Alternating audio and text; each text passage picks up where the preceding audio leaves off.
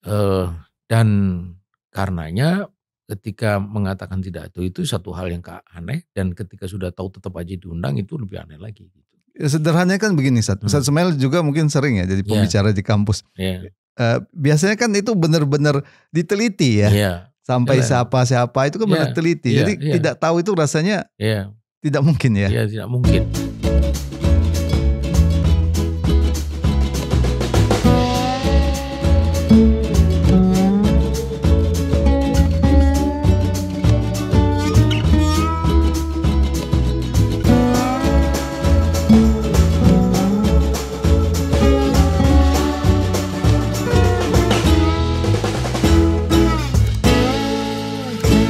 Bismillahirrahmanirrahim. Assalamualaikum warahmatullahi wabarakatuh. Pemirsa yang dirahmati Allah Subhanahu wa taala, kembali kita bertemu dalam program Focus to the Point. Kali ini kita membicarakan ramai di media sosial kritik publik terhadap Universitas Indonesia yang mengundang tokoh pendukung genosida yang dilakukan oleh Israel di Palestina. Untuk itu kita akan membahas masalah ini dengan Ustadz Ismail Husanto. Assalamualaikum Ustadz. Waalaikumsalam warahmatullahi wabarakatuh. Memang pihak UI sudah minta maaf Iya. ya. Tapi kan tentu tidak semudah itu ya. Iya. Apalagi yang diundang ini dikenal sebagai pro terhadap genosida yang dilakukan oleh Zionis Yahudi di Palestina ya. Tidak hanya itu, Peter Berkowitz ini juga kabarnya diundang oleh salah satu organisasi keagamaan di Indonesia. Itu kemudian kembali menjadi polemik hangat ya. Menurut Ustadz Ismail, bagaimana posisi Islam mensikapi ya tokoh-tokoh atau orang-orang yang seperti ini yang dikenal sebagai Zionis Yahudi yang pro genosida? Bismillahirrahmanirrahim. Assalamualaikum warahmatullahi wabarakatuh. Waalaikumsalam. Yang pertama, ini menarik ya. Mereka mengaku tidak tahu gitu, lalu minta maaf. Ketika mereka mengatakan tidak tahu, itu sebenarnya satu hal yang aneh. Mengapa? Karena orang tentu bertanya atas dasar apa ini orang ini diundang. Kalau dia seorang pemikir, seorang cendekiawan, pasti kan karena omongannya, karena tulisannya, karena ide-idenya. Artinya pasti sebelumnya sudah bisa dibaca, sudah diketahui pikiran yang bersangkutan ini Peter Berkowitz ini seperti apa. Gitu. Jadi rasanya tidak mungkin tidak tahu. Dan karenanya ketika mengatakan tidak tahu itu satu hal yang aneh, dan ketika sudah tahu tetap aja diundang itu lebih aneh lagi. Gitu. Ya, sederhananya kan begini Ustadz Semail juga mungkin sering ya jadi pembicara di kampus. Biasanya kan itu benar-benar diteliti ya. Sampai siapa itu kan benar teliti. Jadi tidak tahu itu rasanya tidak mungkin ya. Iya, tidak mungkin. Dan saya secara pribadi itu sempat beberapa kali di-ban di beberapa kampus. Itu kan karena mereka tahu. Gitu kan. Artinya ada penelitian lah gitu ya. Latar belakangnya ya. Ya, ini sampai mengatakan tidak tahu kan aneh. Sekelas perguruan tinggi negeri seperti itu. Itu satu. Kemudian yang kedua, jangan lagi Islam. Mereka yang berpikir normal, berpikir waras, masih mendengar nurani, ya, kemudian masih memperhatikan kepentingan kemanusiaan, nilai-nilai kemanusiaan saja, itu begitu kerasnya menentang seluruh apa yang dilakukan oleh Israel di sana. Gitu.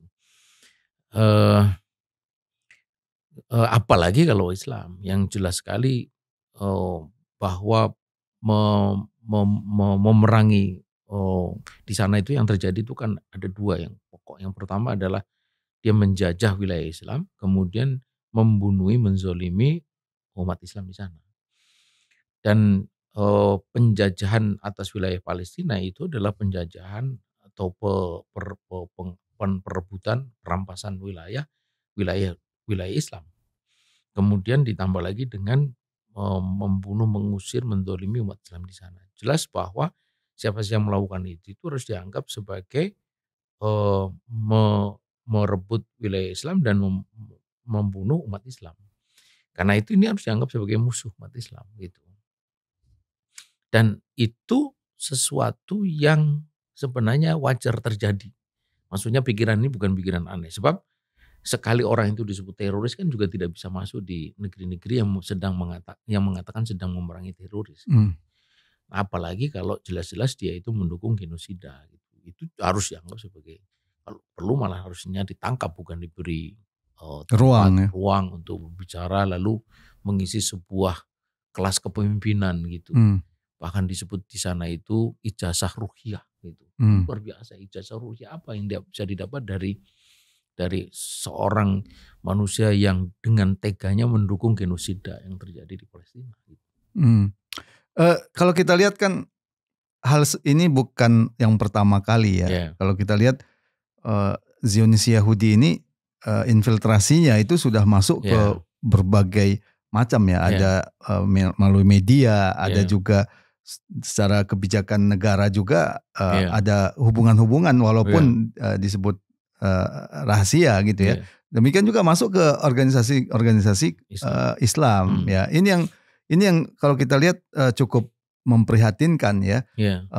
Misalkan sudah sejak lama ya ada beberapa tokoh-tokoh Islam yang kemudian jadi pemimpin organisasi keagamaan itu punya hubungan dengan Zionis Yahudi ya, apalagi diundang juga pada saat sekarang ini ya. Pertanyaannya Ustadz, bagaimana seharusnya sikap ulama ya ketika orang-orang yang pro genosida ini diundang oleh organisasi keagamaan, karena kita melihat kok kecenderungannya ulama kurang bersuara atau bagaimana menurut Ustaz Ismail? Nah ini satu keadaan yang tentu sangat memprihatinkan ya, bagaimana sensitivitas kita terhadap persoalan Palestina. Di sana ada perampasan wilayah atau negeri Muslim, kemudian ada kezaliman, pengusiran, pembunuhan, itu tidak secara sungguh-sungguh diperhatikan. Misalnya kita lihat bagaimana kok bisa-bisanya bertemu dengan pemimpin tertinggi di sana yang tangannya berlumuran darah, itu pasti. Karena Benyamin Netanyahu inilah satu-satunya orang yang ini hari berkuasa penuh untuk mengatakan apa yang harus dilakukan oleh tentara Israel di sana kan gitu. Jadi alih-alih karenanya maka kalau ada orang yang harus menjadi sasaran pertama itu adalah ya dia gitu. Tapi ini alih-alih membantu untuk menangkap orang itu, karena ICC aja sudah memutuskan untuk menangkap, tapi malah kemudian bersahabat baik dan memberikan ruang kepada para pendukungnya untuk bicara di sini. Nah, jadi ini sesuatu yang tentu harus menjadi perhatian sungguh-sungguh, bahwa Zionisme itu satu hal. Tetapi hal yang lain adalah bagaimana mereka itu berusaha untuk membangun komunikasi, relasi, bahkan dukungan di dunia Islam di antara tokoh-tokoh Islam dan organisasi Islam gitu. Dan itu ternyata bisa gitu atau ada gitu. Nah ini kan menunjukkan juga bahwa umat Islam itu ini hari memang betul-betul dalam keadaan yang sangat rapuh, ya. sangat lemah, sebegitu lemahnya sampai menolak kedatangan, bukan menolak itu, tetapi bahkan mengundang gitu. Jadi ini hal yang saya kira harus diingatkan kembali kepada umat Islam untuk tidak berkhianat terhadap ajaran Islam, berkhianat terhadap ketentuan syariah, dan berkhianat terhadap apa yang terjadi di Palestina ini hari gitu. Ya, bagaimana menumbuhkan sensitivitas itu, Ustaz? Ini kadang-kadang kan kita tuh kadang-kadang kalah jauh sensitif ya, dibanding bahkan kelompok-kelompok kemanusiaan di Barat ya. Bagaimana ada sebutlah artis atau penyanyi yang mereka itu dikenal pro genosida, ya itu langsung di protes, di boykot diusir bahkan dalam forum-forum tertentu. Itu penyanyi ya. Sementara yang diundang ini kan seorang cendekiawan yang dia punya pemikiran-pemikiran tertentu. Nah, membangun sensitivitas itu apa yang harus kita lakukan? Ada dua. Yang pertama adalah menyadari betul apa yang terjadi di sana. Dan ini saya kira tidak sulit. Oleh karena ini kan menjadi isu dunia ini hari. Bukan hanya di negeri Muslim, tapi juga di dunia Barat. Aneh kalau ini hari ada orang yang tidak tersentuh dengan apa yang terjadi di Palestina. Kemudian yang kedua, nah ini yang membedakan sensitivitas kita dengan orang-orang non-Muslim, yaitu pada ajaran agama kita gitu. Palestina itu adalah wilayah yang tak bisa dilepaskan dari kita punya akidah. Sekali kita menyebut Palestina pasti teringat Yerusalem kita teringat pada Masjidil Aqsa teringat kepada Isra Mi'raj. Dan Isra Mi'raj teringat kepada Nabi. Jadi lekat sekali dengan sebuah akidah. Lah ini hari kita lihat wilayah itu sedang begitu rupa diperlakukan oleh Zionis. Jadi kembali yang kedua ini memahami ajaran Islam. Bagaimana Islam itu memandang Palestina itu sebagai wilayah yang diberkati. Kemudian memandang bagaimana ajaran Islam memandang Palestina itu dalam konteks jihad. Bagaimana ajaran Islam memandang pembelaan terhadap sesama Muslim. Bagaimana Islam memandang okupasi Israel terhadap Zionis itu terhadap wilayah Palestina. Yang Sultan Abdul Hamid kedua saja itu dengan tegas menolak. Bahkan ketika diiming-iming emas, dia katakan kalau lah tanah yang aku injak ini tembus sampai ke sana berubah menjadi emas, tak akan aku berikan. Sebegitu tegarnya. Nah, hal-hal seperti ini yang harus dibangun, harus dijelaskan kepada umat supaya apa yang tadi ditanyakan, sensitivitas itu akan terbangun. Nah, gabungan dari dua ini itu akan memberikan sensitivitas yang lebih daripada apa yang kita lihat di dunia barat. Karenanya kalau kita itu sekarang kurang sensitif atau kalah sensitif, bahkan kalau sama pun itu sebenarnya aneh, karena umat Islam mestinya jauh lebih sensitif karena dia punya dua dasar sekaligus.